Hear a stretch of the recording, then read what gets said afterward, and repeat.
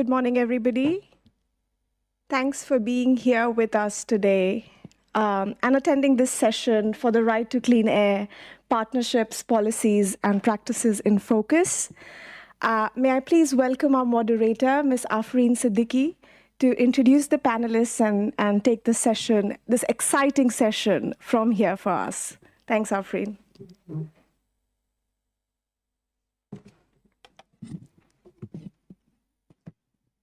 Thank you so much, Vidhi.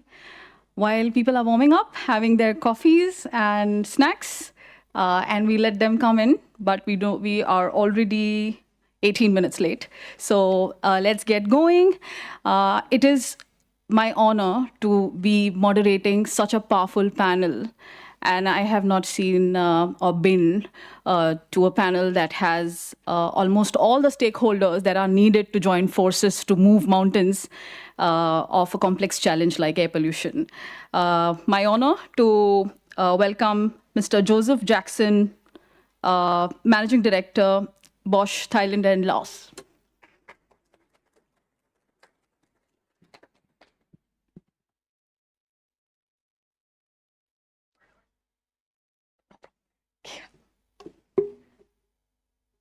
May I now welcome Mr. Anouj Mehta, Country Director, Thailand Resident Mission, Asian Development Bank.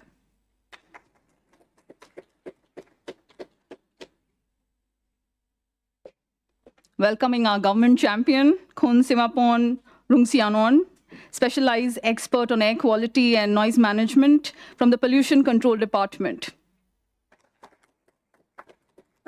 of Thailand.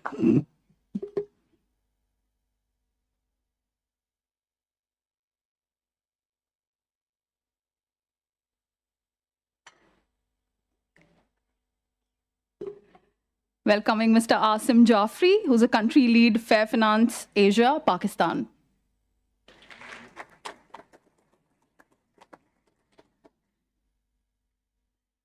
Last but not the least, a powerful civil society partner, Professor Dr. Kanongnij Sribuaiam, environmental lawyer, law faculty, Chulalongkorn University, and co-founder of Clean Air Network Thailand.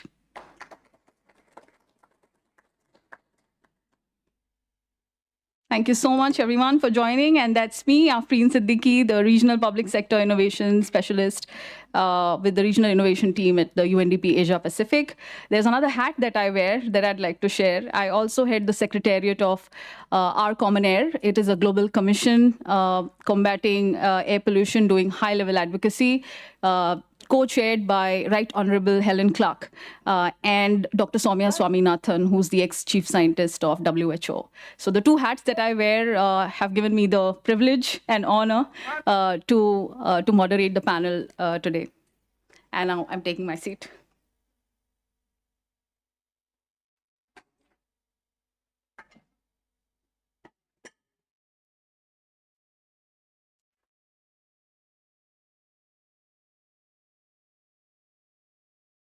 We're here to, we are here to speak about not air pollution as a challenge, but air pollution as an opportunity for how we can join forces and work together. Some very powerful stats that I want to throw at all of you, and I'm sure many of you may have heard. There are 7 million deaths annually that are caused due to air pollution. And do you know the number that hits Asia Pacific out of those 7 million? 70% of those deaths are actually from Asia Pacific. 100 children under 5 die every day due to air pollution. And the World Bank estimates that health damages amounting to 8.1 trillion US dollars, or you can say 6% of the global GDP, is caused due to air pollution. OECD projects that by 2060, annually number of working days lost for employees would be 3.7 billion. Despite all these staggering numbers, there's less than 1% of international development funding that goes on air pollution. Isn't this surprising? Living in a pollution-free environment is a fundamental right now declared by the Supreme Court of India. And there are many courts across the world that are declaring this as a right. All of us do have the right to breathe clean, free air. And I must also say, you must have heard multiple line ministries owning their respective challenges, but not one single ministry owning air pollution as a challenge. It cuts across at least 9 to 10 line ministries within the government. Unfortunately, falls into the crack by not literally getting owned by any. It is undoubtedly a complex challenge. It needs a systems approach, and it needs multi-stakeholder collaboration, to find solutions. So, with this powerful panel today, we are going to discuss, not just the experiences, but ways, opportunities, and ideas of how we can tackle the air pollution challenge in Asia. Maybe I begin with the first question. My first question is for Anouj. So, in your and the first question is actually focused on more on challenges and opportunities. So, it is a common question to all our panelists. So, in your opinion, Anouj, what are the most pressing challenges and barriers in combating air pollution in our region, especially in large cities like Bangkok, Islamabad, India? And where do you see this as an opportunity? A lot of working days are missed, and if employees breathe clean air, the working days would get saved. If children breathe clean air, the missed school days would get saved. So where do you see this as an opportunity? Lovely. Thank you very much, and thank you for having me here. Yes, it's a supremely complicated issue because unlike water, for example, you have a Ministry of Water. Air cuts across so many different sectors. So, for us, at ADB, when we look at the issue, you always sort of look at three big issues. One is the big challenge in terms of institution. So is it one ministry? Is it seven? And how do you bring those seven agencies together? That's one part of it. Government institutional structures, where it works. For example, you see, something very high level pulled together by the leader of a country, pulling various ministries together. So sectors, crossing various sectors. I think the second is in terms of regulations, but more than regulations, enforcement of those regulations. So you can have a lot of policies in countries saying, we'll shut down an industry if, for example, it doesn't, treat its waste or solid waste, etc. But can you shut down a city? Can you shut down various industries, especially if they're contributing to GDP? It's been a big issue in terms of enforcement and putting together regulations. And I think for me, the third is finance. So, we'll talk again about numbers, which are required for financing, immense amount. And, if you just look at climate financing needs in Southeast Asia, you need $211 billion a year. In ASEAN alone, Thailand probably needs something like around 20 billion a year. Now, to get that money in, you need private sector. For the private sector to come in, the underlying projects need to be bankable. It's easier when you're talking about renewable energy, a plant, but when you're talking about clean air projects, many of which are not bankable, the money doesn't flow. So how do you make that happen? If it flows, there's immense potential for new type of jobs in high technology, but also there's immense amount of potential to reform institutional structures, especially at city government levels. So that's a quick sort of snapshot. Thank you so much, Anouj. Professor Kanongnij, maybe the civil society view of the challenge versus opportunity. Thank you. From the side of people, this is the big structural change, not only the theories or principles, but also the paradigm. We are talking a lot about the air pollution base, but this time we need to go further to cross the border from air pollution management to clean air management. So that requires a lot of change, institutional change, financing change, but the most important thing is the mental change, because most people still hang around the air pollution management as only one way to tap up with the clean air. But it doesn't guarantee always that once you manage very well on air pollution management, you're gonna have the clean air automatically. The second one is about the health dimension versus environmental dimension. WHO had a big warning long time ago that these two dimensions should not be separated from each other. But look, we have separate ministries between Ministry of Health and Ministry of Environment, first of all. Plus, we have scattering around legislations and policies on the two issues separately. So finally, to deal with clean air agenda at any level, you need to how to energize and how to synergize the two dimensions together. Otherwise, things gonna not be changed that much. Thank you. Thank you so much, Kanongnij. Kun Siwaporn, the government view of the challenge versus opportunity. Thank you very much, and good morning to everyone. Before I answer your question, I would just like to say that we have to realize that we all create air pollution every day in any way in our life, right? So I would like everybody to recognize that air pollution is not just a pollution, but it's how we live our life. Right, we need to have human rights to breathe in the clean air, but it's also our responsibility as well, right? That's why we come together today. And for the challenge that I still feel that we still have in our region is, of course, transboundary.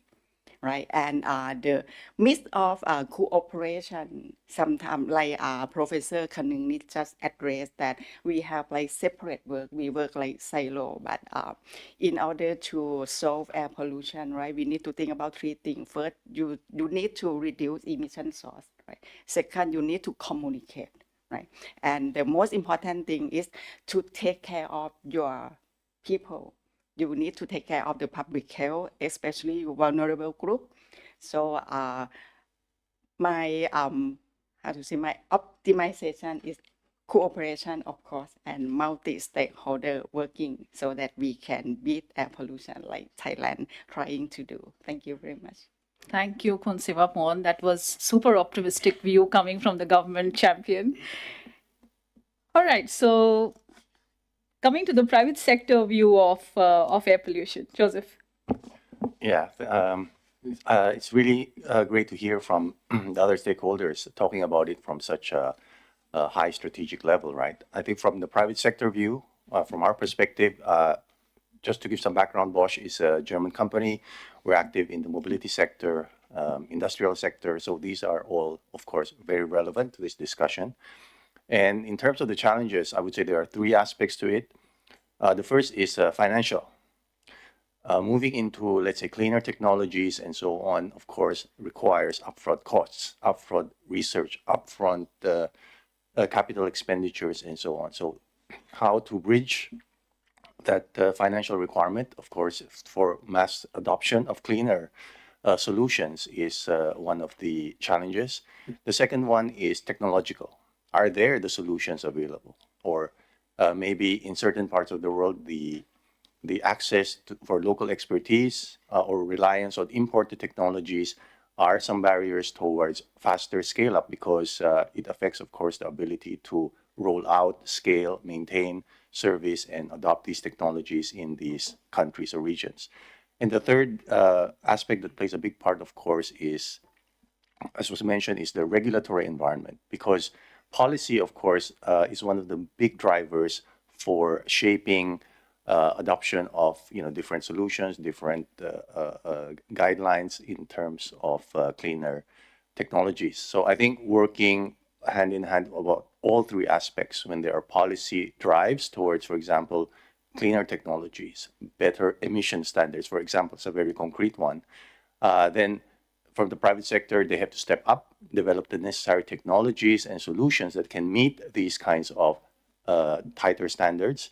But at the same time, all sectors have to look into how do we make it financially and economically viable, because that's the only way to make it sustainable. And you can do that, of course, from policy mandates, but at the other side, you can also look into incentive frameworks. How do you incentivize adoption of cleaner tech?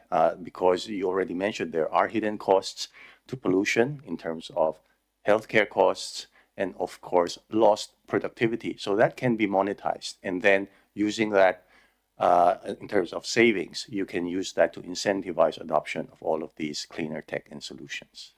Thank you. Thank you. The brilliant side of the cost, approach of air pollution as an opportunity. Asim, you'd actually come from the civil society plus innovative finance lens. So, what's in your view the challenge versus opportunity? Thank you so much. For the air pollution is a complex, multidimensional crisis with distinct yet interconnected challenges. I've unpacked those. The first is legislative and regulatory gaps, where we see the not very empowered policies and enforcement is still a big challenge. Second is business practices, where the industries continue polluting due to their outdated methods and weak accountability. The third, the something is producing in China, for instance, and traveling on the road, crossing Asia, in Asia, India, and Pakistan, and polluting due to the consumption and coming all these stuffs on a fossil fuel, petrol and stuff on the trucks, and also polluting our cities. Fourth is the South Asia has a unique source from crop burning to the industrial emissions, that the region faces distinct pollution sources.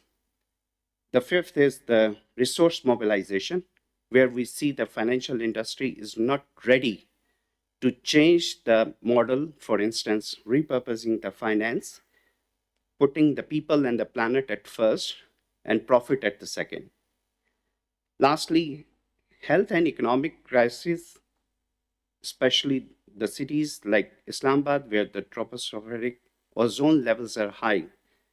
Our talent, our labor force, our citizens are suffering because of that ozone level.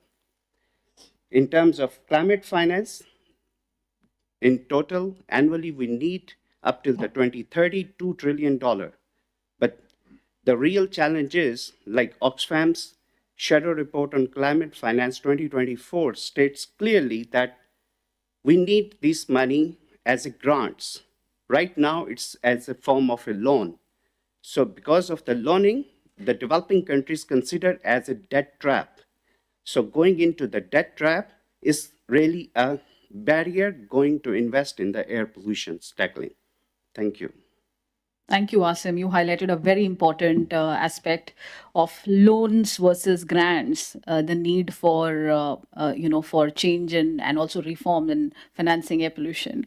We are moving to the second segment, but a request to my audience: please keep your questions ready, because towards the end of the three segments that we do, we'll also open the floor up for questions. So the second segment is more about showcasing the power of partnerships and innovation. Let me ask this question first to Khun Siwaporn. The Pollution Control Department of Thailand is spearheading so many initiatives, specifically also on transboundary air pollution. How do you see the power of innovation, which is data, digital, and partnerships in tackling this complex challenge that you are spearheading? Thank you for the question. Actually, I always say that data is power, but partnership is even more. If we have data, we can communicate to our public, like we can influence policymaker to allocate any budget. And to without any good data, we're not going to have policy, we're not going to have strategy or action plan or even measure. So like take Thailand for example, we invest with the air quality data monitoring network with a big money. We have been trying to set up our network like for over 30 years. And right now we have like almost complete system across the country. Right now we have 100 ambient air quality monitoring in Thailand across the country, and we can share the data right to all sector. And we fully utilize it. First, we inform our public, right? Then they know the state of air quality. They can adjust their activity during the high season. Second one, we communicate to the government or all stakeholders to share their responsibility and their role in terms of air quality management. And the most important thing is we do early warning system. Right? We apply the modeling to forecast air pollution 7 days in advance, and we public to all stakeholders, to all kind of media. But one thing we need to accept that it's expensive to do that, right? But when we compare to the cost of economic loss from health that we treat people from air quality, air pollution problem, is much lower.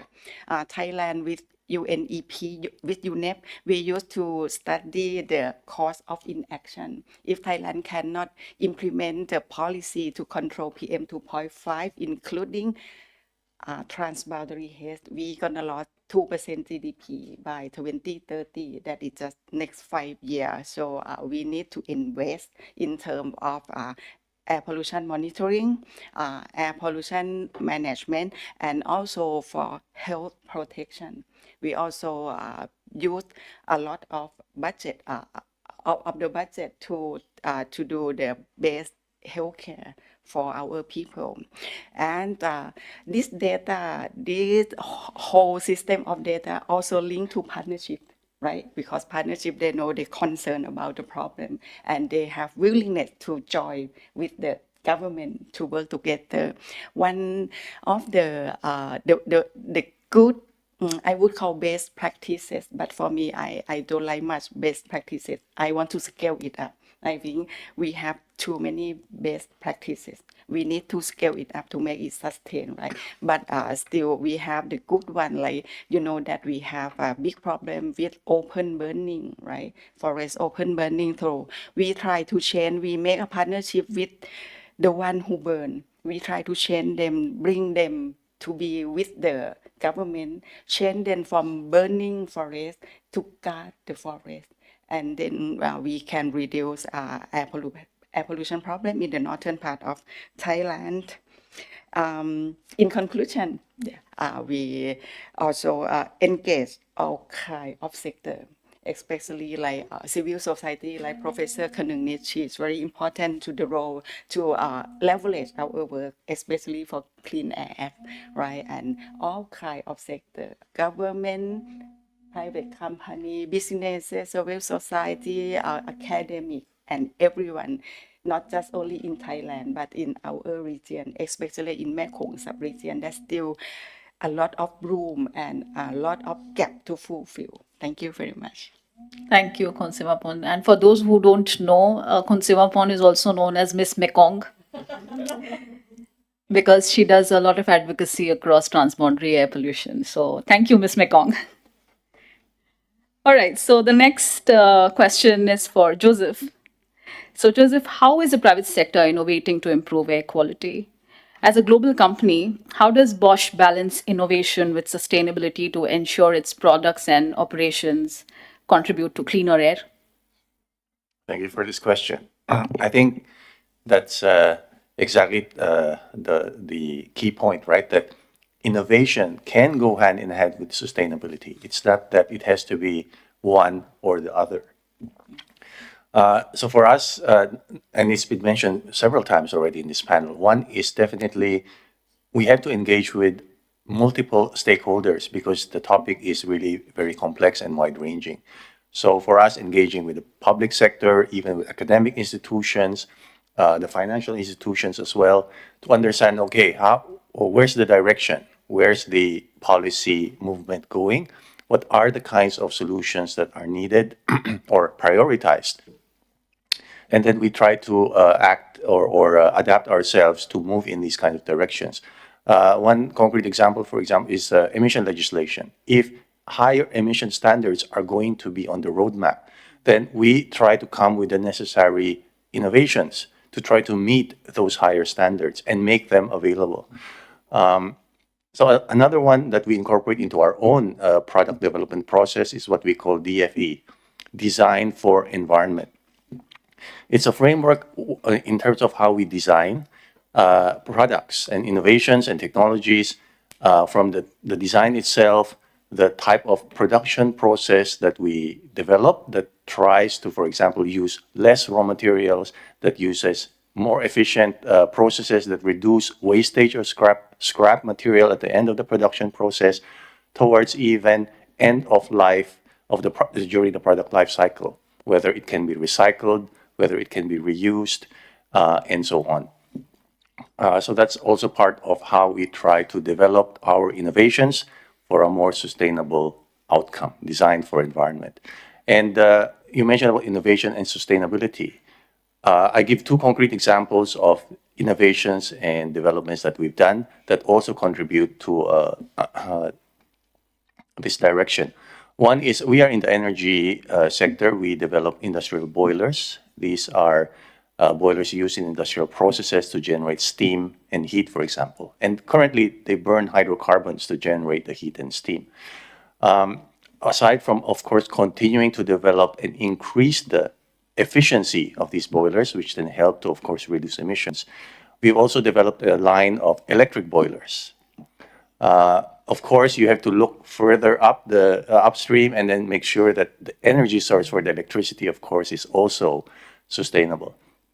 But that's another step of in terms of what we can do and contribute. And the third one is we've also developed a line of boilers that can use hydrogen as fuel.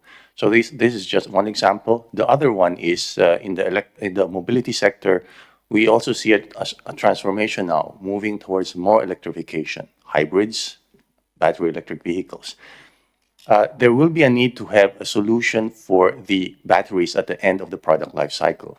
So we've developed solutions that can deep discharge these used batteries at the end of their life and also automate the disassembly and the recycling of the used car batteries.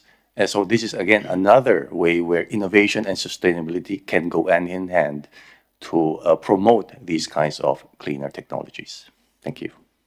Thank you, Joseph. A classical example of design for environment is the sound system that is currently in the room is Bosch sound system. If you see, they have designed for the environment. So thank you so much, Joseph. My next question is for Anouj. So Anouj, air pollution is at an intersection of climate, finance, mobility, health, and infrastructure. And we keep saying it's a very complex problem. As a multilateral development bank, how is ADB investing, prioritizing, and working with all stakeholders to have a whole of society approach? Thanks.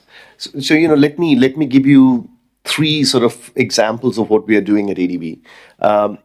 If you look at just project finance, ADB is known for financing infrastructure. We've probably financed something like around about $3 billion worth of air quality related projects.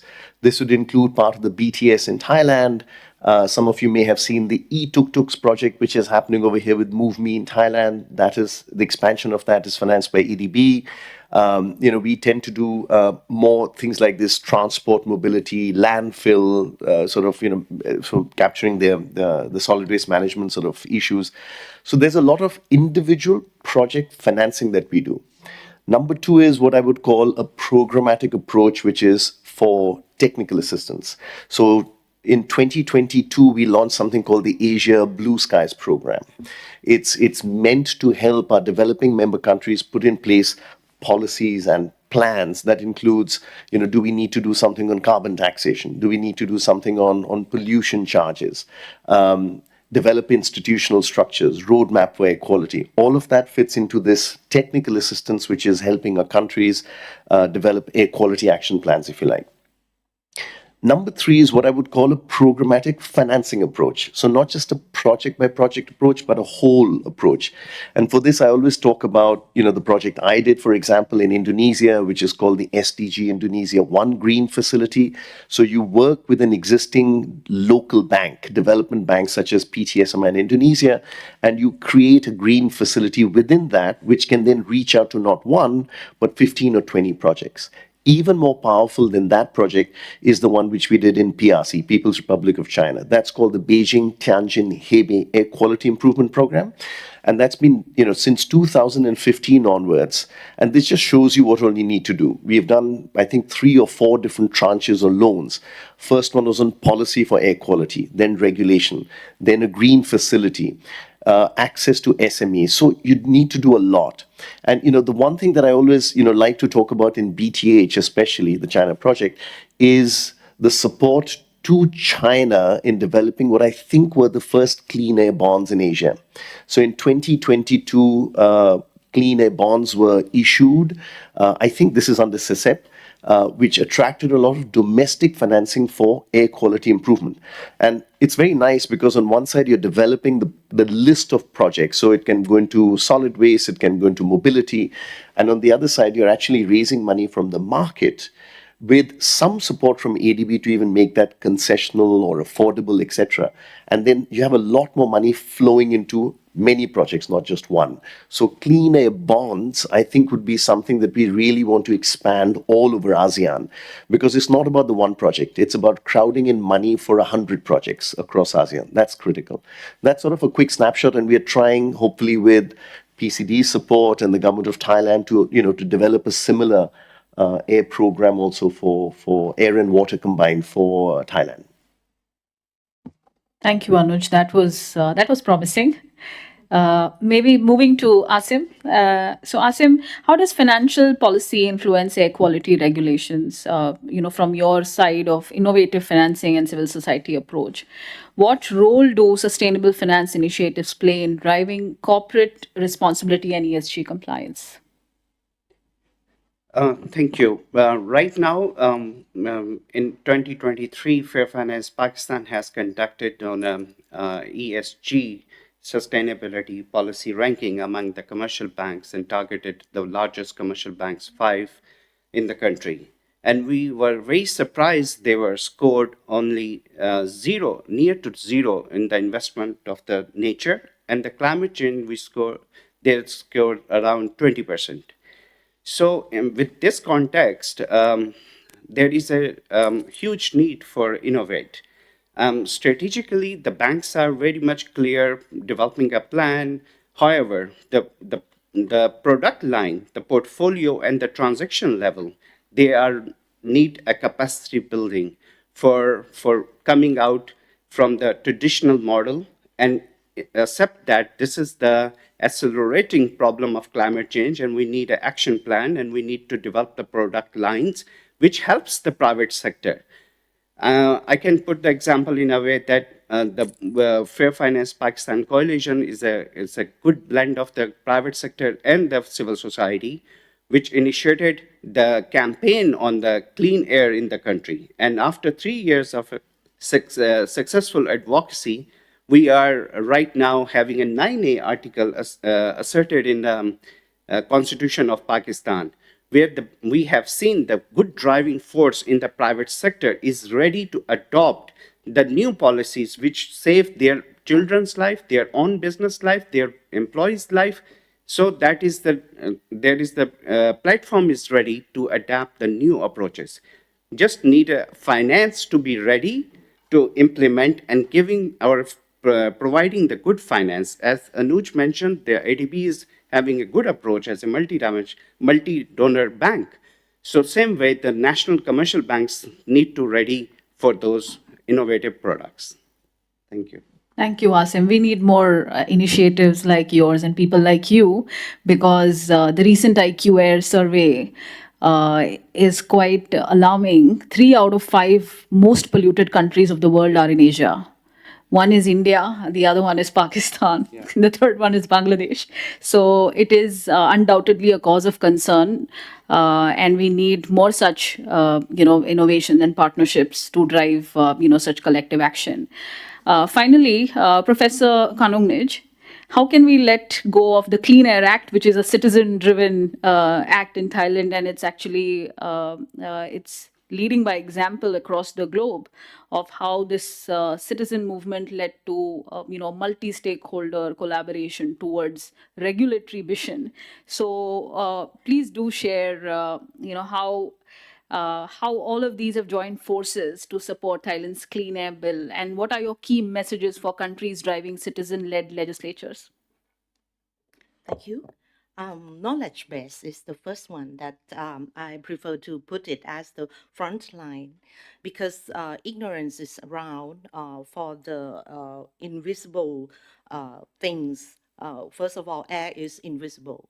Second one, PM 2.5 and other toxic pollutants are invisible. And third one, right to clean air is invisible. So the triple kind of invisible make it very difficult to understand. So knowledge is required as the a must.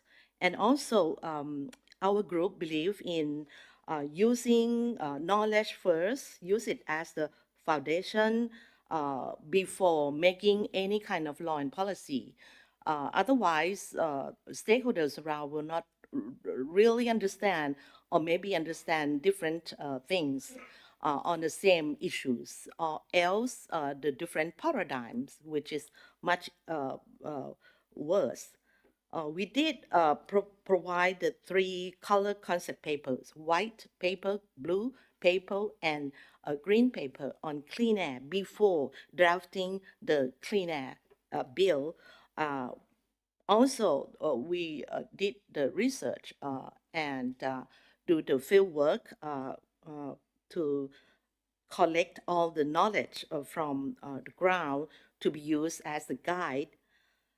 However, this kind of multitask and multidiscipline kind of knowledge is bulky and very difficult to understand. We need to make the difficult knowledge to be much easier to understand by simplifying into the format that can be reached out to people around, the officers to be used, even the politician to support us in the parliament, which is not easy at all. As I mentioned before, that different people come from different backgrounds on the air pollution base, or clean air base, or the old paradigm, the new paradigm, etc. So the art and skill of communication for this kind of very complicated stuff need to be put in place. At the moment, we are proposing a project called Clean Air Studies for Clean Air Literacy, for different stakeholders to join us to upgrade the understandings of the same direction on clean air bill. Probably after it passed the parliament within a couple months, will be launched. However, this project going to be divided into 3 main pillars. The first one is about the clean air citizen science to promote more public participation. Second one is called Clean Air Legal Studies. And the third one is the Clean Air Citizen Finance.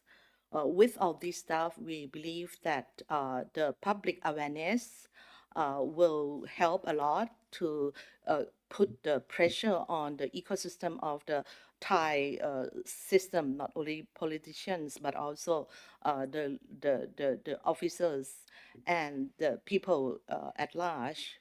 Once we do not have enough political will from government, then the public will is required through this kind of knowledge base to use it to move the big mountain to move for the better change. Thank you, Dr. Kanongnij. The political will versus people's will versus bureaucratic will. There are a lot of wills that we are fighting across and getting there where we are getting. Maybe now the next round is more about you'll hear our speakers speak about how they lead by example with their experiences. Maybe my first question for you, Anouj. Speaking of successful projects and investments, could you share an example of an air pollution related project that you think that countries in Asia can learn from? Yeah, I mean, I always go back to BTH, just because of the impact on the air quality of Beijing over the last, is it almost like 10 years now that the BTH Beijing Tianjin Hebei project has been working. And I think that programmatic approach is such a good example of what can be done to replicate. Now, of course, that was in a particular, let's say, sub-province. But can that be replicated and scaled up for ASEAN? I think that's the million-dollar question of creating some sort of a programmatic fund and a facility based on either BTH or there's another very interesting project in Shandong in PRC, which is also a green fund. And there are elements of it which, it's worth highlighting. For example, when private sector has a really good technology, either to deploy or to develop, funding support is needed. Often not commercial financing because it may not be enough or it may be too expensive. So can a part of the fund, as is being done in BTH, be used to provide equity, short-term equity, or very, very concessional debt into deployment of such technologies is one side of the story. But the other side of the story is, and I always talk about an example from Uruguay, which is a bond which was issued in Uruguay, more focused on nature. The issue with bonds is that we can raise a lot of money from the market, but that is commercial financing. It may not always be able, we can't always turn it into a solid waste management project finance because it's expensive. So the Uruguay model is interesting because it raises money from the market and then there is support to reduce the cost of the coupon from development agencies like ourselves. So it's incentive-linked financing. So the greater the impact, so let's say air quality improvement, if you can track it and you basically say financing will flow from a development partner like ourselves, not to the project, but to reduce the cost of the bond that has been raised, that would be very interesting. PDMO itself in Thailand, just about, I think 3 months ago, did what they called a sustainability-linked bond, an SLB, which again links the provision of finance to incentives which can be achieved, for a particular project. And I think that would be a really interesting model to bring into air. So I'm talking very heavily on financing sort of approaches because I think the issue is of scale and time. And so many of these programmatic approaches that I talk about is about how quickly can we raise money which is affordable and large scale for deployment into either public sector projects or private sector, such as Bosch. So development of these technologies, but then how do I put them into your wastewater, solid waste, urban transit sort of projects quickly and in an affordable fashion? So those are just some examples. Thanks, Anouj. Those were interesting examples, and you led by examples. So, Khun Siwaporn, what have been your most successful policy innovations and initiatives when it comes to tackling air pollution in Thailand? I say Thailand, but you are open to cross the boundary. Thank you very much. I would think back for over 20 years. It doesn't mean I'm old, but I'm just taking it as our most success story, even it long time ago, but I believe that we can still learn from it right now, is the implementation of vehicle and fuel quality standards to solve PM particulate matter in Bangkok. I say that because, right now, At that time, we start from Euro 0, but right now Thailand is moving towards Euro 6, and for the new vehicle. But for fuel quality standard, we already implemented Euro 5. That is the highest level of fuel quality standard in terms of environment. And at that program, we don't do just only new vehicle standard, right? We also do in-use vehicle standard to control air pollution from roadside vehicle, right? And I still have the most successful story for me is the phasing out program of leaded gasoline. At that time, it took Thailand just only 6 years to complete phasing out of leaded gasoline. That is very short time for developing country like us. How we can do that? Because we do like the whole complete systematic of the policy. We start with, the producer, the beginning, the business, the refinery group, right? And all the way to end user, that the people. At that time, we did a lot of communication campaign, and we educate our people. Even the government, we implement very aggressive program, but it's acceptable because the people, they know, they understand why we have to do very aggressive like that, because it's impact to their health. So then, of course, sometimes we have like resistance from the community, but we can, make them understand, and we engage all stakeholders. We do incentive and subsidize to the refinery, because we have to take care of stakeholders, not just only to implement the government without any care, right, on economic or social. So that one is quite success story. And we also have the co-benefit as well with the program that we would like to reduce particulate matter, right? We can also reduce more other serious pollutants like carbon monoxide and ozone, right? It's coming with the technology, with new vehicle standard, right? And I believe that this co-benefit, right, is very suitable for our current situation as well. Right now, we need to do like co-benefit policy on air pollution, climate change, and of course, public health.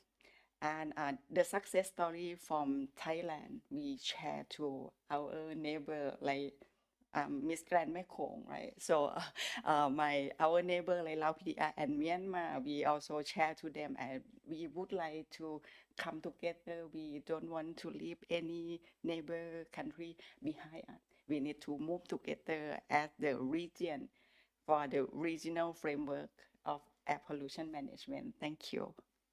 Thank you, Khun Siwaporn. I'm getting provoked to ask you a follow-up question, but I will keep it for later.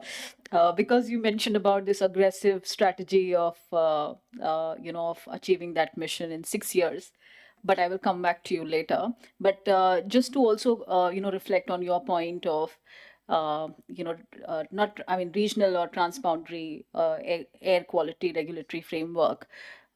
This panel is all, fully in your support. If you think that, and not just panel, I think the entire room is fully in your support.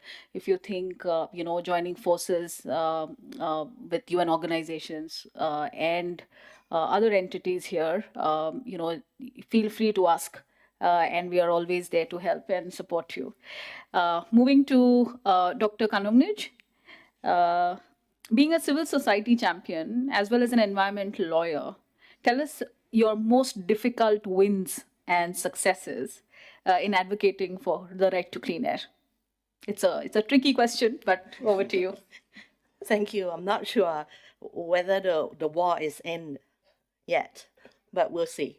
So in the meantime, we had the very what we call hardest part of getting the right to clean air written explicitly into the Clean Air Bill This is the big things in this country and perhaps in the region as well.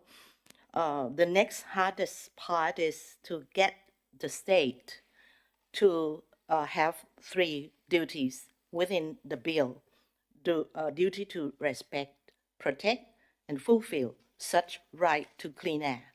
So within this bill, it's quite pioneer. It's very innovative in a way and very brave to do such a thing. Why is that? Because the rest of the world does not make it tangible as such. Well, it doesn't mean that this is not strong enough to claim as the legal rights. It's the one type of human rights, whatever. But the way we put it in the tangible, written, well written, and within one chapter is that without written this right in the law, then the people will not have such a thing to catch up and have nothing to use as the instrument to argue, especially argue to the government and to protect themselves as the things that I have the right to protect myself, and the state or the government must have the duty to protect me from the against of other people, from the third persons. The state itself, the government itself, whatever you do on the policy making or project-based decision making or any regulatory kind of design, whatever you do on other any issues must respect this kind of right to clean air. So in a way, it's such an innovative and very brave and come before time that some people do not understand, not try to understand, and resist. So we got a very strong argument in academic terms with people around. We had explained a lot to public by using, for example, the term premature death. I expand the right to clean air to connect with other kinds of rights like right to health and then right to death, right to life.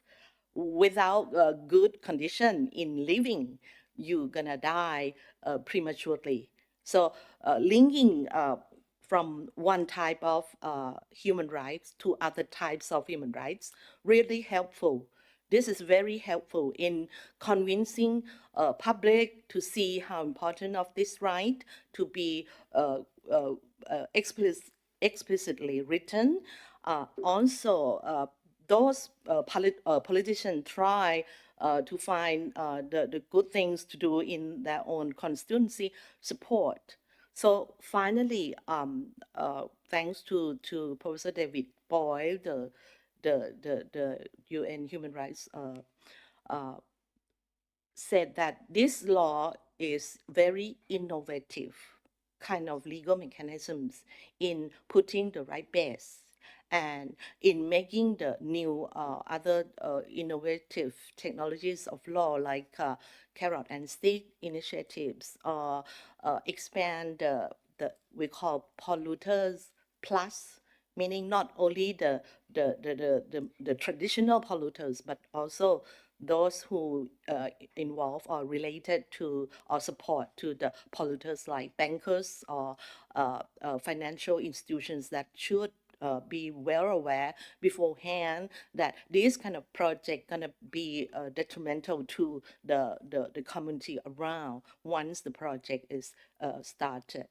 So all this stuff, it's hard to fight against those who gonna lose the benefits, but we did, and not sure yet whether this bill gonna be okay in the parliament. Fingers crossed. But it's the first time that I am listening to a government official and also listening to a civil society. and both of them are rhyming their approach that this needs an aggressive approach. So I think we all are, on the same platform. So maybe Asim, for your so sustainable finance for climate change. It is increasingly becoming a challenge, and all of us are facing this challenge, right? If you were to share one advice with your experience on overcoming the finance gap to achieve clean air, what would that be? Thank you. For overcoming the finance gap, there is a need for introducing innovative bonds. For instance, those bonds can raise the money from the domestic market and as well as from the international market, but need to put the regulatory framework in order. For instance, there are two institutions in the country, Pakistan, the State Bank of Pakistan, and the Security Exchange Commission of Pakistan. They do have the provisions to introduce those bonds for the commercial banks. But however, the situation is, are they tradable in the stock markets? Are they able to pull the money from the domestic markets? This is the big question. But there is a journey towards fulfilling those gaps by raising the money from multilateral solutions. For instance, the World Bank, as the Anouj mentioned, the more concessional rates could be offered, and the private sector, the big private sector can come together and introduce the different innovative products that could also raise the money. For instance, one of the civil society in Pakistan, the Kash Foundation, they come up with a bond of gender equity, and that bond is traded in the Pakistan Stock Exchange. Such innovative products, for instance, covering the GHG emissions, backed by the standards and regulatory framework from the state. For instance, right now, Pakistan does not have a GHG emission standards. And because of that, those pollutions coming from the different industrial sector is amalgamating. So we need having a solution by putting the finance together, allowing the private sector to introduce their products and regulate by the Security Commission Pakistan. In this way, when the money goes and the responsibility comes along. That's it. Thank you. Thank you, Asim. I think you're facing a grave challenge. Specifically, all of us are, in fact, in developing countries. It is definitely, the need for joining forces between different financing bodies, even with the government as well as the private sector. So, coming to you finally, Joseph, can you share insights? You were mentioning about hydrogen, and other initiatives that that Bosch is doing. Can you share insights into Bosch's latest developments in clean mobility, such as hydrogen electric, hybrid vehicle technologies, and their impact on urban air quality? Yes, thank you for this. I think touching on what Siwaporn mentioned, when the PCD mandates or legislates emission standards, she mentioned what Euro 6 coming up soon. Of course, there has to be the necessary technologies that will meet these kinds of requirements, right? So for us, we've developed, of course, a comprehensive range of exhaust gas treatment systems that will be able then to meet the required emission regulations. So that's one development already.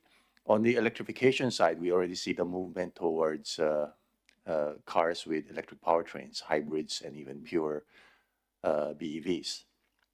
So we also develop a comprehensive range of component solutions and powertrains for this, from the silicon carbide semiconductor chips that have increased power density and enable longer battery life and increased performance, to complete the electric motor, electric drive, and the e-axle system, which is an integrated electric powertrain incorporating the motor, power electronics, and the transmission, with efficiencies going up to 96 to 98%, for example.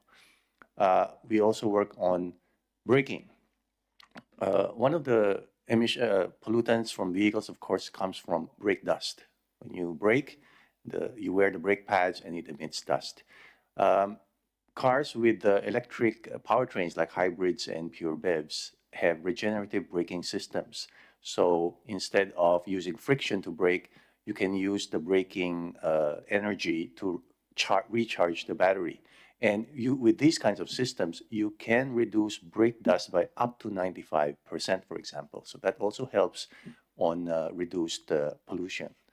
And one thing we haven't touched on, software, because vehicles today are like computers on wheels now.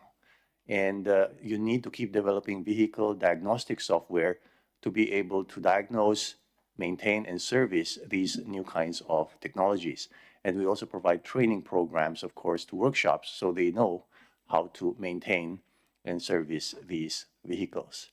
And on hydrogen, of course, we are really developing a lot in the hydrogen fuel cell systems. We already have introduced them in China. We think adoption first will happen for heavy commercial vehicles, where the economies of scale and the economics make more sense in the beginning. And aside from that, we're also developing hydrogen engines, combustion engine technology that burns hydrogen fuel.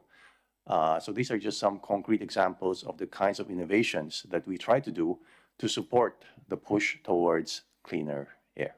Thank you. Thank you, Joseph. I would have never thought that even braking causes air pollution. It's a learning for me that the brake dust is also a component of air pollution. So thank you so much. With this, I think we come to the end of the three segments where we happen to learn challenges versus the opportunity approach. And we also happen to learn how innovative partnerships and innovation, has power to energize and synergize, towards air pollution.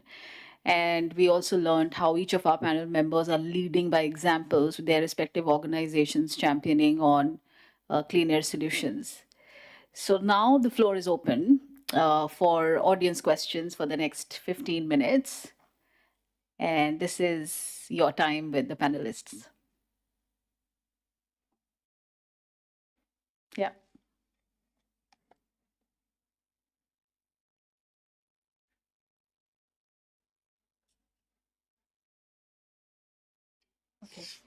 Okay, thank you.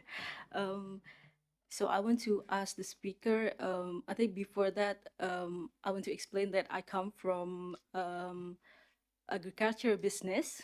So we are a seed to shelf business. We have upstream to downstream. So there are plantations, mills, refineries. Imagine the pollutions, right? To address that, we have a emission reduction strategy and also targets following the global standards. Would the speaker say that this emission reduction strategy or targets enough for clean air, to address the clean air issue? Or if it's not enough, maybe what should be added to that emission reduction strategy? Thank you. Who wants to take that? Yeah, okay. I can give an example from the Pakistani perspective. The 41% GHG emissions is coming from the agriculture side, the crop burnings and the fertilizers, how they are contributing and damaging our soil. So in order to provide a solution, we need a precision technology support, which helps to agriculture or a farmer that less fertilizer to use, have a minimum impact on the soil, and the technology could help. And before that technology, the finance should be ready to introduce the new product line to help the farmers, providing a loan to the farmers and provide the enable environment, encouraging them to introduce the new technology. And this technology is backed by the concessional loans that will help to reduce that GHG emissions from the agriculture. This is one of the solutions. Thank you. Thank you, Asim. Kun Siwaporn, do you want to take that? Yeah. Thank you very much. Agricultural burning is also one of the most important source of air pollution, right? So I think what we need to do is we need to change behavior, right? And we could make use, we could make valuable to, we get back to the root cause. They do open burning to do agriculture, right? So we need to find alternative for them, right? Like we the alternative to not burn by making valuable on your agricultural residue by business model, right? Like in Thailand, we have a lot of best practices. I'm talking with Anouj that we need to scale it up to do is like the real business model that can mobilize this community, not just like CS, not CSR, not to give money to the farmer anymore. What we need to change first that mindset, their behavior, and we might need to change how we plan the agriculture, right? We need to change the, like corn, for example, that we plant it at highland, but corn needs water, right? We need to bring the corn down on the flat land, and then we change the type of plant at the highland, the plant that don't need much water, something like that. I think it's very big scale that we need to talk in terms of business model. Thank you. Anuj? Yeah, maybe I can also add, because fundamentally you've got two things, right? You're looking at your own emissions reduction strategy. So that's your internal one. Maybe you're talking about your container vans as they're traveling. So are they more efficient? You're talking about your cold storage chains. Are they more energy efficient? So you're looking at your internal efforts that you can make to reduce your emissions reduction. That's your internal. The second is really what can you do to influence where you source your product from? If you're not yourself in growing, if you're not yourself in agriculture, but you're sourcing agricultural produce, what can you do with the farmers to make sure that they are doing things right for the produce, that they are reducing the impact on air pollution? Now, you can either have the very hard stance, which is taken by a number of European agencies, which says, we will not buy from a polluting farmer. But you can't necessarily do that in this part of the world where you also need to make sure that jobs and equity, etc., is there. So what you could do is support underlying farmers to change their practices. The obvious one everybody talks about is harvesting. So do they burn? Do they not burn? If they're not burning, how can you help them with machines? Can the machines come from philanthropic funds, for example, which could come from agencies like the government or development partners? I think that's the two-pronged approach. You're probably very, very good in terms of your own emission reduction strategy. The second part, which Siwaporn is talking about, how can companies like yourself help the underlying farmers not lose business, but also transition to becoming clean, green agribusinesses? Thank you, Anuj. Any more questions? Yeah, maybe Luisa. Yeah, and then Veena. Thank you. I was very inspired by the gender equity bond example that you gave, Asim. That's already at the Pakistani Stock Exchange. So I was wondering from how this was set up and how it's going, is there anything we can learn for air pollution? How would that clean air bond look like? And what needs to be in place? And perhaps there's already some lessons we can learn from the gender equity bond example. Thank you. Yeah, it's a very innovative approach to raise the funds, and the good money is available in the private sector. For instance, if textile sector, and they aim for a leadership that our emissions will be mitigated by our money in the market and for the forestation in the country. That is the equation in broader sense. Then that bond could raise the money, and they will promise they will not do it as a greenwashing. And we have seen the private sector is also accelerating with the corporate social responsibility and the greenwashing thing.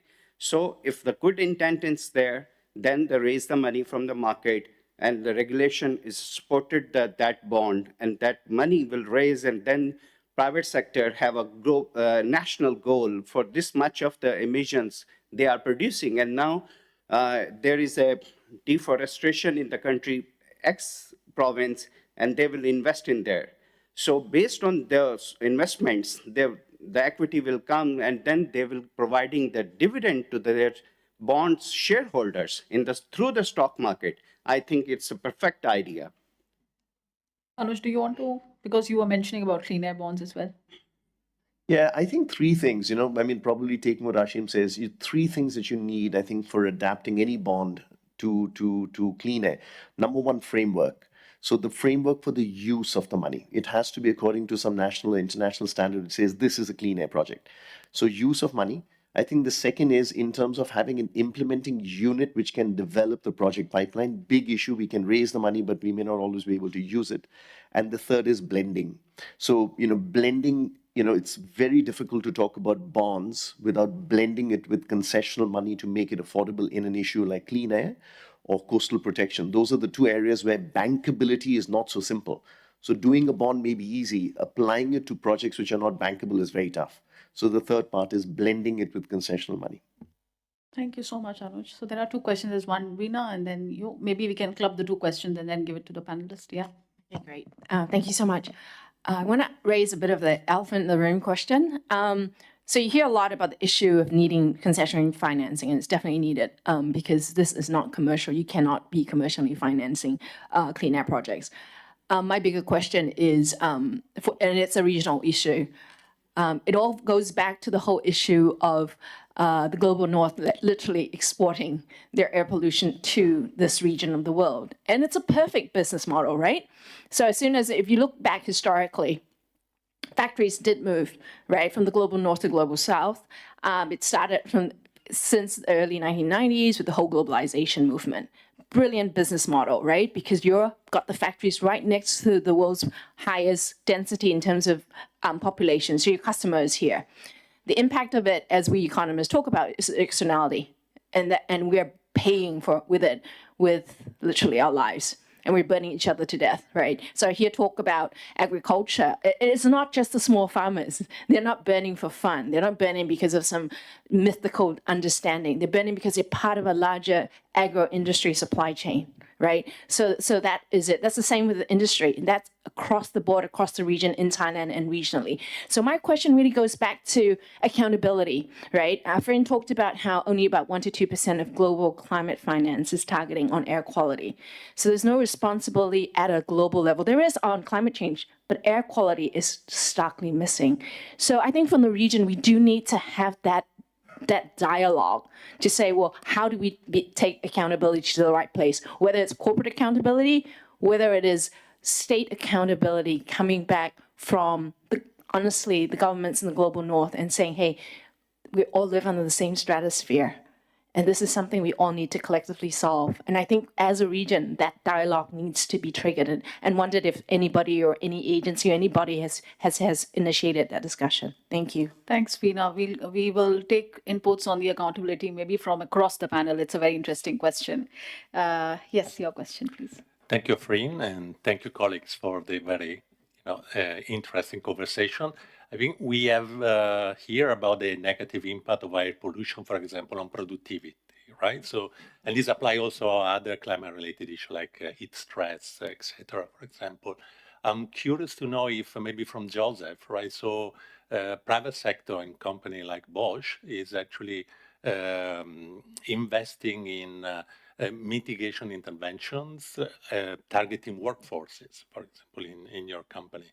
And given that actually those elements affect also informal sector, I wonder whether the financing mechanism that have been discussed can be also utilized to finance and fund more systemic programs.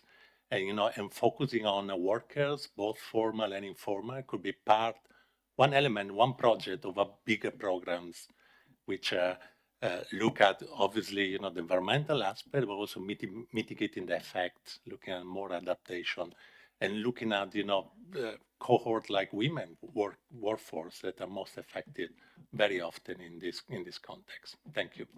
Thank you. So maybe Joseph, do you want to take that question first, and then I'll go across the panel on the accountability one. Yeah, I understood the question was on the impact on the workforce.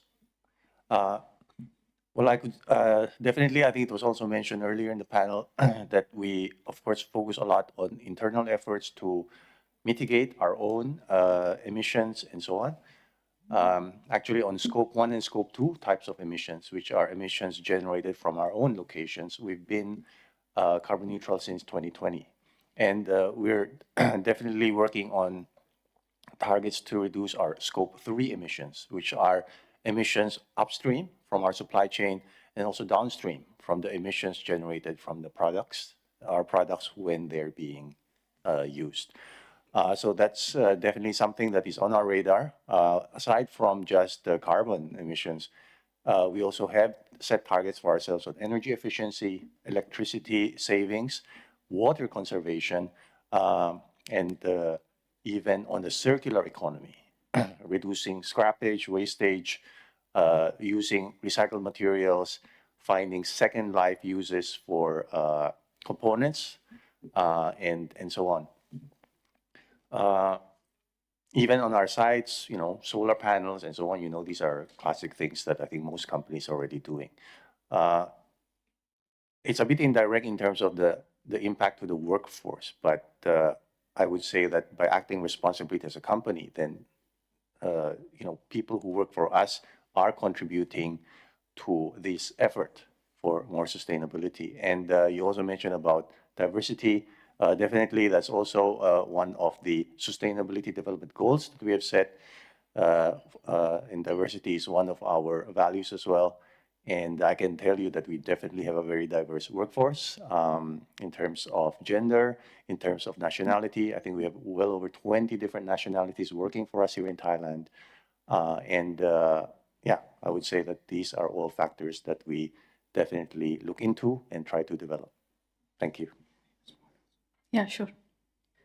My response to your question in a civil society perspective, I think in a scope 3, there should be some regulation which allows the developing countries to introduce the ETS in their own stock markets.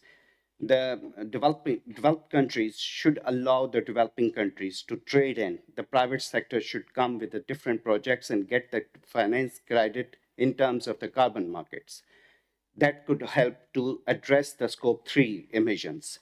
Second is allowing the private sector and also the civil societies to empowering the communities. For empowering the communities, need a clear path, backed by the state banks of their respective countries and innovative products, which helps to translate as air pollution is a solvable problem and it can raise the more money and it's also available in the market. So it's coming into the business. It's not only the slogan and stuff like that. It's just on the business model because we share the planet, we share the air, and we want to live and our generation wants to live healthy. So scope 3 can come with a product line which is innovative. Thank you. Thank you, Asim. Thank you, Joseph. Anouj, do you want to start with the accountability response? Yeah, I mean, it's an interesting question. And, I seem to think of everything in structures. So 3 things: dialogue, incentives, and penalties. Dialogues are happening. One of your questions, are they happening? The clearest example of that is the ASEAN Secretariat, just talking about where we are. The ASEAN Secretariat has great convening power. They've pulled together ASEAN governments. They've created something called the ASEAN Haze-Free Investment Framework. So they're working on it. Agencies like ourselves pull together countries from across Asia. We conduct policy dialogues in terms of exchanging how best we can approach this. In fact, yesterday, there was a big conference going on over here called the Greater Mekong Subregion, GMS, Regional Cooperation in Plan Program, which is going on right now, which invites many of the countries from the ASEAN region to talk about how we go forward, including PRC. So there is a system of dialogues which is happening, which is talking about how we can work together across regions. The second thing is penalties and standards.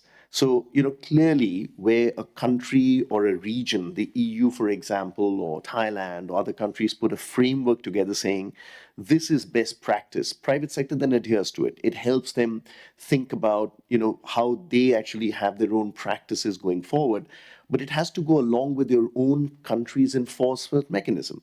So I've been in some countries, a few years ago, where very strong penalty structures on what you should or shouldn't do, very poor enforcement structures, domestic companies doing things like production of leather products, for example, were freely polluting the rivers and waters, and there was no enforcement. So there is that responsibility also remains with the government at hand, local government or national government. The third part, which I think is very, very strong, is financial incentives. So whether you take a bond structure or you take a credit structure like biodiversity credits or clean air credits, there the power of finance can really help public and private sector companies or entities which are polluting transition, right? Change how you farm, change how you produce paper, but you need financial incentives for that. I think that mixture of approach has to be required, not just dialogue, but this system of incentives and financial and penalties. Dr. Kanongnij, do you want to take the accountability question from your fellow co-founder? Well, we had the so-called carrot and stick, one of mechanism in our clean air bill, which is trying to marry between the two things that normally not go together well, in trying to put it as the use during the transition of the changing of bad behavior to the better one. When we talk about carrot, it means the incentive legislation that give you probably the benefits in some ways, and try to change the behavior by giving the incentive or that kind of package of financing stuff. For the stick side is about the punishment. If you did something wrong, you have penalties, you have civil sanctions, etc., put in jail, etc. So the two things can be arranged together as a pair, but must be careful, don't mix it up. Otherwise, it's gonna be used as the greenwashing that easy. So talking a lot about the clean air bond, or in my case, we create the clean air fund in the clean air bill, trying to do somewhat similar, but in smaller scale and very, very new in particular when you want to put it aside of the ordinary budgetary system of the government, by initiate the separate earmark, bond come from the specific the charge from polluters.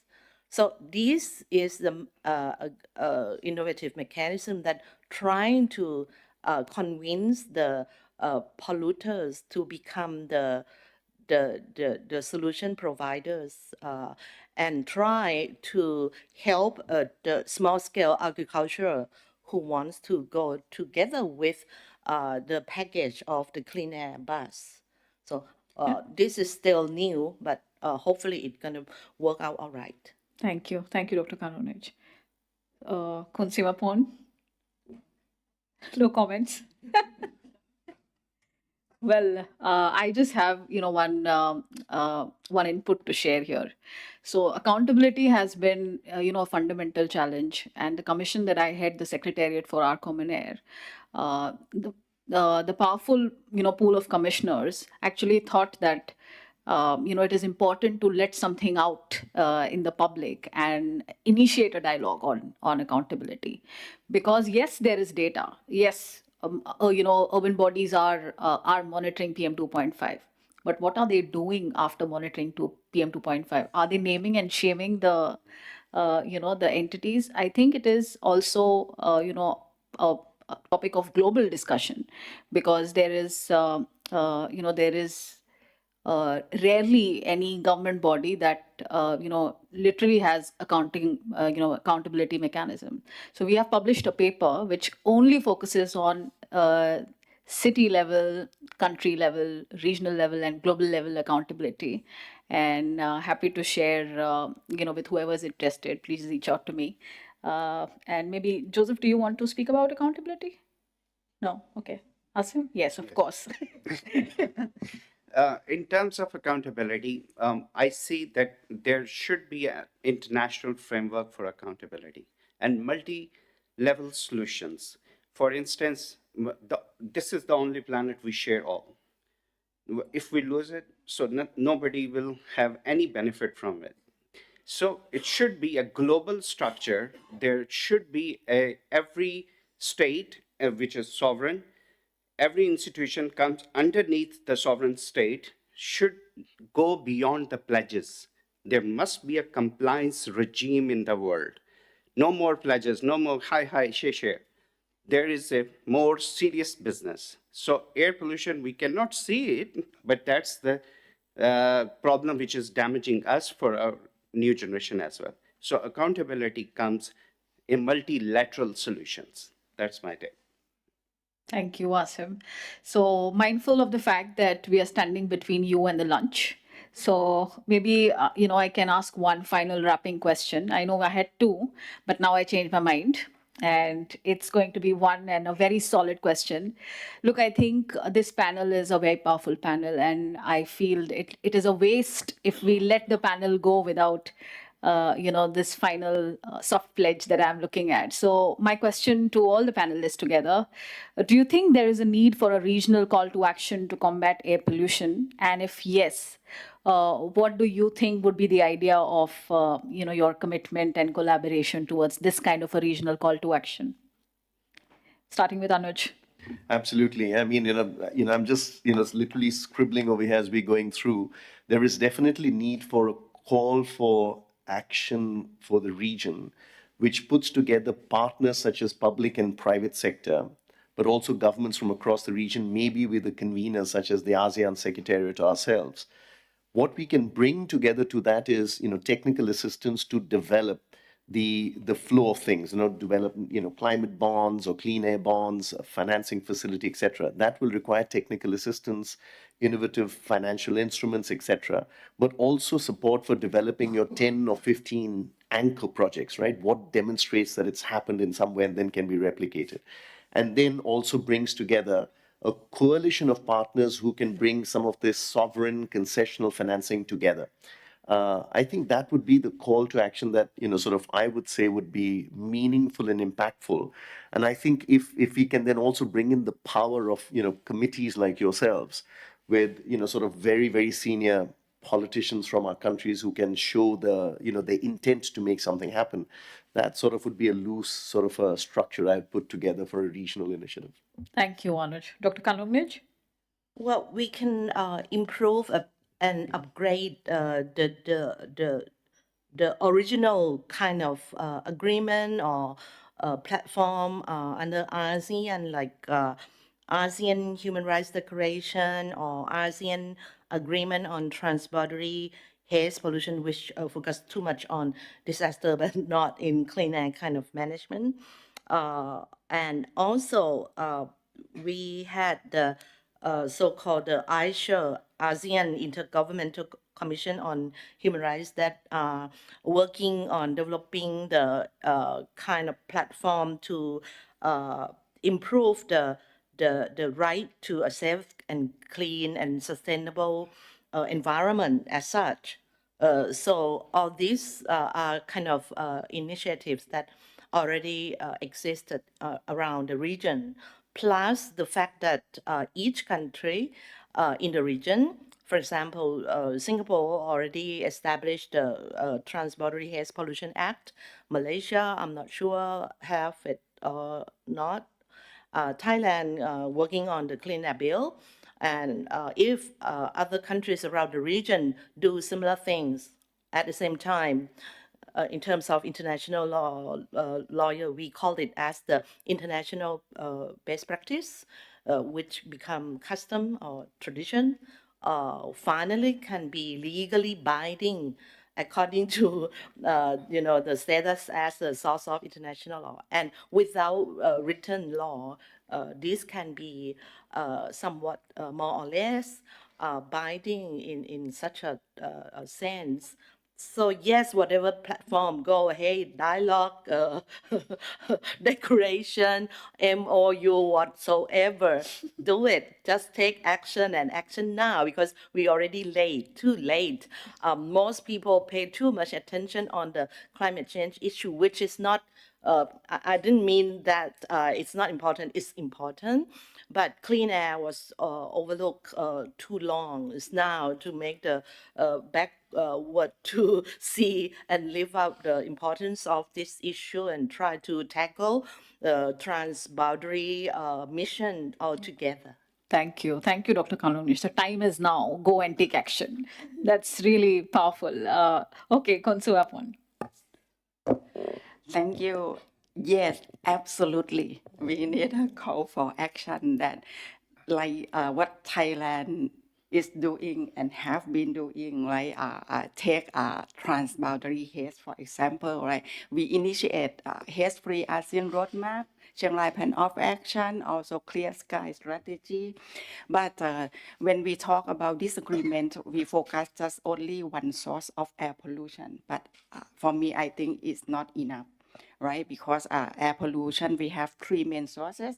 We didn't talk about the short form industry and transport at regional level yet. So what I'm thinking about, we should have we set common goal together. We're gonna beat air pollution in our region first. Then we think regionally, but we act locally. Make it easy to act. Don't make it too complicated. Is it too complicated? It's very easy and you cannot get it, right? So maybe we could start with Mekong sub-region, right? Because we are close, we have the same root cause, we understand each other, and we need, as I said in the beginning, that data is power. We need data first. We should have like clean air data center in Mekong sub-region, something like that. And then we can go ahead with the policy and act exactly right for our region. Thank you. So we have a yes from our Miss Mekong. Thank you. Thank you. Joseph. Okay, well, not to keep everyone in suspense, but of course, yes, we of course support call to action for clean air.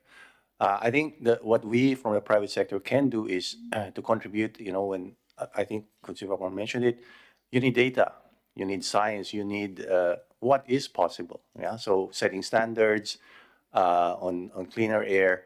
Then from the private sector, we can tell you what can we do, what can be done, what technologies, innovations, solutions are available, and what can be achieved. At least, you know, as long as we continue to develop technological innovations, of course, then the march goes on.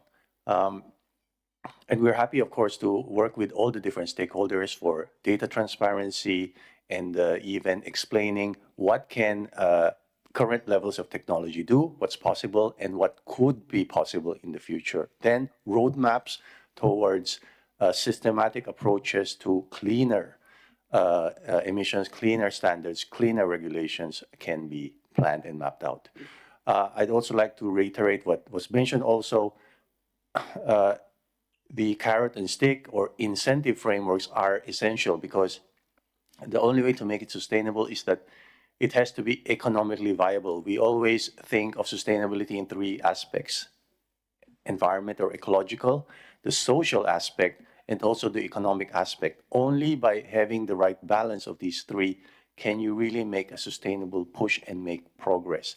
Otherwise, then we might get stuck only at the dialogue stage. So fully supporting frameworks, policy frameworks that really try to address both the incentives and the regulations to try to drive cleaner air forward.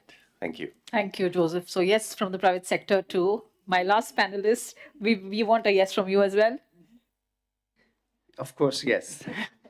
So we see that there should be approach from the softer instrument to the compliance. Softer one is a climate diplomacy, and the compliance one is developing as such a regional platform which reports every year and have a very clear aim and vision and the paths.